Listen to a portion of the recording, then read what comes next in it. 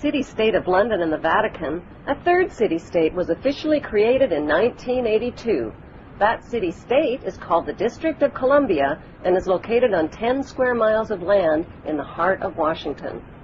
The District of Columbia flies its own flag and has its own independent constitution. Although geographically separate, the city-states of London, the Vatican, and the District of Columbia are one interlocking empire called Empire of the City.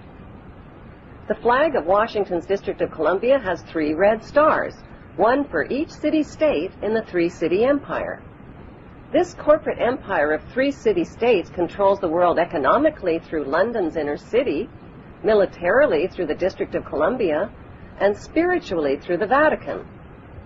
The Constitution for the District of Columbia operates under a tyrannical Roman law known as Lex Fori, which bears no resemblance to the U.S. Constitution. When Congress passed the Act of 1871, it created a separate corporate government for the District of Columbia. This treasonous act allowed the District of Columbia to operate as a corporation outside the original Constitution of the United States and outside of the best interests of American citizens. A sobering study of the signed treaties and charters between Britain and the United States exposes a shocking truth. The United States has always been, and still is, a British Crown colony. King James I was famous not for just changing the Bible into the King James Version, but for signing the first Charter of Virginia in 1606.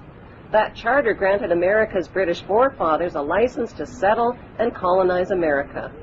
The charter also guaranteed that future kings and queens of England would have sovereign authority over all the citizens and colonized land in America stolen from the Indians. After America declared its independence from Great Britain, the Treaty of 1783 was signed. That treaty specifically identifies the King of England as the Prince of the United States and contradicts the belief that America won the War of Independence. Although King George III of England gave up most of his claims over his American colonies, he kept his right to continue receiving payment for his business venture of colonizing America. If America had really won the War of Independence, they would never have agreed to pay debts and reparations to the King of England. When Congress passed the 13th Amendment to the Constitution, the U.S. President was made subservient to the King of England. The 13th Amendment is called the Title of Nobility Amendment and forbids U.S. presidents and their officials from using royal titles like king or prince or baron. For some mysterious reason, the 13th Amendment, which was ratified in 1810, no longer appears on current copies of the Constitution. America's blood-soaked War of Independence against the British bankrupted America and turned its citizens into permanent debt slaves of the king. In the War of 1812, the British torched and burned to the ground the White House and all U.S. government buildings and destroyed ratification records of the U.S. Constitution. 1 century later, a corrupt U.S. Congress committed the biggest theft in world history. They passed Paul Warburg's Federal Reserve Act in 1913, handing over America's gold and silver reserves and total control of America's economy to the Rothschild banksters. Most Americans still believe that the Fed, or Federal Reserve, is the government. It is not. The Fed is a privately owned banking system whose majority Class A shareholders are the Rothschilds, Warburgs, Kuhn and Loeb, J.P. Morgan, Rockefeller, Israel Seif, and the Lehman Brothers. This private banking cartel is the Fed and is never audited and never pays taxes. They print and design America's money, which displays their symbols of an Egyptian pyramid, a Masonic all-seeing eye, and the words, "In God we trust." Who exactly is the God they trust? They also collect American taxpayers' money through the IRS.